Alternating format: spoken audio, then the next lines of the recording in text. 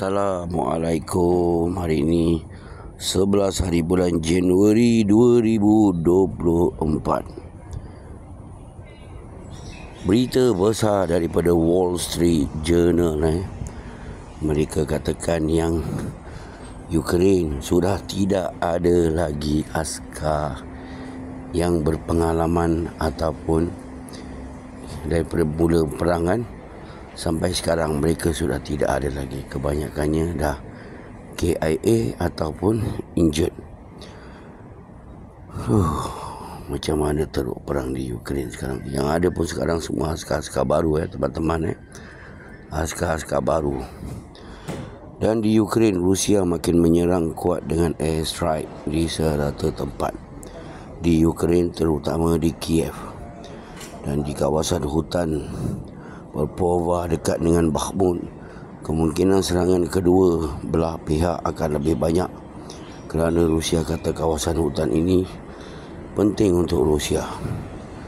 Dan 3 orang penting Ukraine, Zaluzhny, Sisky dan Rustam berkata yang Ukraine masih under control Sinkovka. Dan mereka pun tahu Rusia akan menyerang besar-besaran 15 hari bulan Januari ini di kawasan ini. Dan berita dari Yang Gagin berkata di Novolovka, South Marinka, askar Ukraine meninggalkan senjata dan mayat-mayat teman-teman mereka tanpa dikebumi. Ini adalah kebiasaan apa yang Ukraine lakukan, kerana kita tahu macam mana mereka kalau boleh nak mendapatkan balik Marinka, kerana di situlah memang masih di kawasan Marinka ni masih lagi Ukraine cuba dapatkan balik, kerana di sinilah tempat askar-askar Azov Nazi berada di situ memberi tentangan sengit kepada Rusia. Selepas Chancellor Jerman kena resign oleh Scholz dan sekarang Macron pula letak jawatan. Keduanya yang malang kerana sebelum ini membantu Zelensky dalam perang Ukraine dan beri apa saja yang Zelensky mahukan.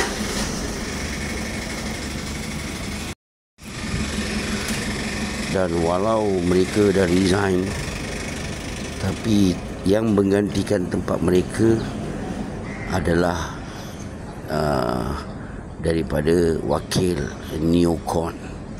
Ini adalah berita dari Politico News. Mereka tetap bersama-sama dengan Neocon. Jerman, France, walau Itali pun kita dah kena sekali Itali. Masa tu Perdana Menteri Itali sebelum menjadi Perdana Menteri wanita tu, dia menjerit macam-macam. Lepas ni polisi kita tidak akan berpaksi kepada Ukraine. Dan sekarang selepas dia mendapat jawatan, sama juga, tak ada perbezaan teman-teman.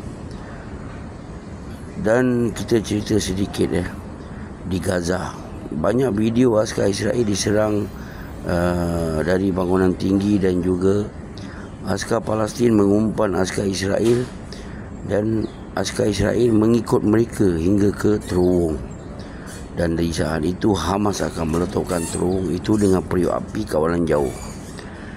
Dan ini menyebabkan banyak kematian askar Israel. Mereka ingat mereka dapat ikut sampai ke terowong, rupanya terowong tu kosong. Dari Saraya Al-Quds pula berkata, lepas ini kalau ada idea gencatan senjata, kami tidak akan menyerahkan senjata kami. Dan Israel sedang menilai balik idea Qatar untuk berhentikan perang ini. Mereka tengah menilai. Dan Menteri Pertahanan British berkata yang Houthi telah menyerang British Royal Navy dan menyebabkan kerosakan dan tidak ada kematian. Dan Houthi kata tidak akan berhenti menyerang selagi Israel tidak berhentikan serangan mereka kepada Gaza. Selagi itu kami akan terus mengganggu Red Sea, dan semalam Houthi melancarkan 20 misil di Red Sea. Dan di Ukraine Rusia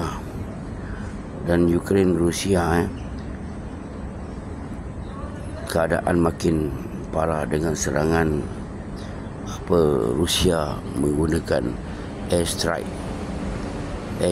terhadap Kiev dan berbagai-bagai bandar.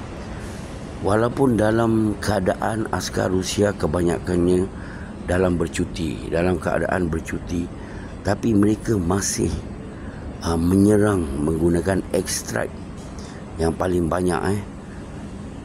Mereka masih bercuti Christmas. Askar Rusia Putih memberikan mereka hari cuti yang lebih untuk mereka, tapi masih lagi serangan tak berhenti-henti kerana mereka tahu Ukraine dah lumpuh dah dia punya pertahanan udara.